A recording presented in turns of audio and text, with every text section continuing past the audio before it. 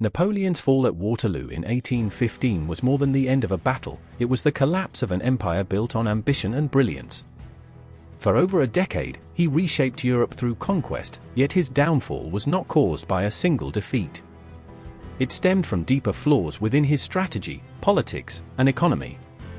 The Battle of Waterloo merely exposed the cracks that years of overreach had created. Napoleon lost not only to superior armies, but to exhaustion, isolation, and miscalculation, a tragic reminder that even the greatest commanders can be undone by the limits of power itself. Napoleon's relentless drive for expansion became the cornerstone of his eventual downfall. His vision of a unified Europe under French dominance led to continuous wars that stretched his empire's military and administrative capacity to the breaking point. The invasion of Russia in 1812 stands as the most catastrophic example of this overreach. Expecting a quick victory, Napoleon instead faced scorched earth tactics, brutal winters, and supply line failures that decimated his once grand army of over 600,000 men. Only a fraction returned. This disastrous campaign shattered the aura of his invincibility and emboldened his enemies. Furthermore, managing territories from Spain to Poland proved logistically impossible, requiring constant military presence to suppress revolts and enforce loyalty. Each conquest drained France's manpower, treasury, and morale. By the time of Waterloo, Napoleon no longer commanded the disciplined, experienced forces that had carried him to power. His empire was exhausted, his officers weary, and his resources depleted. The brilliance that once enabled him to outmaneuver coalitions had turned into reckless ambition. In pursuing dominance across Europe, Napoleon overextended both his armies and his own genius, setting the stage for the crushing defeat that would end his reign forever. Napoleon's economic ambitions proved just as destructive as his military overreach. In 1806, he launched the Continental System, an ambitious trade blockade designed to cripple Britain by cutting it off from European markets. While the idea seemed strategically sound, it soon revealed its fatal flaws. Britain, protected by its naval supremacy, easily bypassed the blockade through global trade with its colonies and neutral nations. Meanwhile, continental Europe, especially France's own allies, suffered immense economic hardship. Ports closed, commerce dwindled, and prices soared, devastating merchants and ordinary citizens alike. Smuggling flourished as European nations defied the blockade to maintain vital trade links. The policy eroded support for Napoleon even among his allies, such as Russia, which eventually abandoned the system in 1810, prompting Napoleon's disastrous invasion 2 years later. Instead of weakening Britain, the Continental System isolated France economically and politically, draining resources and breeding resentment throughout occupied territories. The economic strain deepened France's dependence on conquest to fund its wars, creating a vicious cycle of expansion and collapse. By the time of Waterloo, France's economy was fractured, its people weary, and its emperor's grand strategy in ruins, proof that even economic warfare can destroy those who wield it without foresight. Napoleon's diplomatic failures were as decisive as his military ones. In his early years, he skillfully manipulated rivalries among European powers, defeating coalitions that were divided by mistrust. However, by 1813, his arrogance and aggression had united Europe against him. The nations he once dominated, Prussia, Austria, Russia, and Britain, set aside their differences to form a powerful, coordinated alliance. Britain financed the wars with its immense industrial wealth, while Prussia and Russia provided vast armies hardened by years of conflict. Unlike previous coalitions, this alliance learned from its past mistakes. It avoided direct confrontation until it could strike together and ensured steady communication between fronts. Napoleon, meanwhile, found himself isolated, his former allies resentful of his interference and exploitation. The Peninsular War in Spain further drained resources and damaged France's reputation, exposing the limits of his control.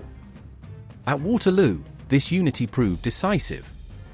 Wellington's British-led army held firm until Blücher's Prussian forces arrived, sealing Napoleon's fate. His enemies had transformed from fragmented rivals into a cohesive continental force driven by a shared goal, to end his reign forever. Thus, Napoleon's downfall was not just military but diplomatic. He lost the trust, fear, and respect that once kept Europe divided and France dominant. Napoleon's political miscalculations and fading legitimacy played a crucial role in his downfall.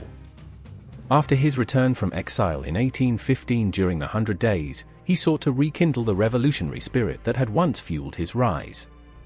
Yet Europe had changed, monarchies wanted stability, and even many French citizens longed for peace after years of war.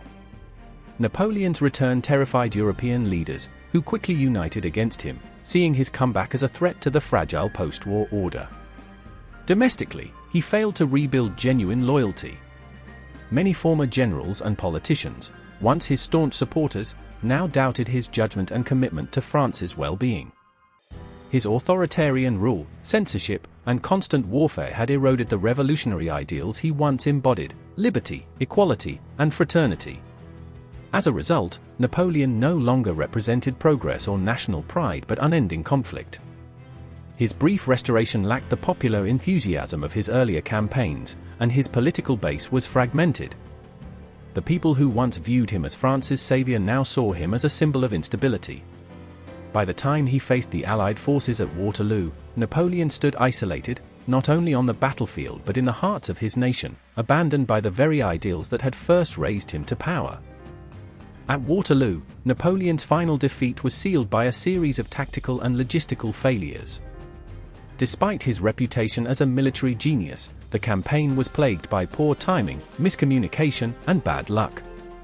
Heavy rains on the eve of battle turned the fields into mud, delaying his attack and hindering the movement of artillery and cavalry. This gave Wellington's Anglo-Allied army precious hours to fortify their positions on the ridge of Mont Saint-Jean. Throughout the battle, Napoleon's coordination faltered, Marshal Ney's premature cavalry charges wasted strength against unbroken British squares, while Marshal Grouchy, sent to block the Prussians, failed to intercept them. When Blücher's Prussian forces finally arrived on Napoleon's right flank, the French army was caught between two coordinated enemies. Exhaustion, confusion, and dwindling morale spread quickly through French ranks.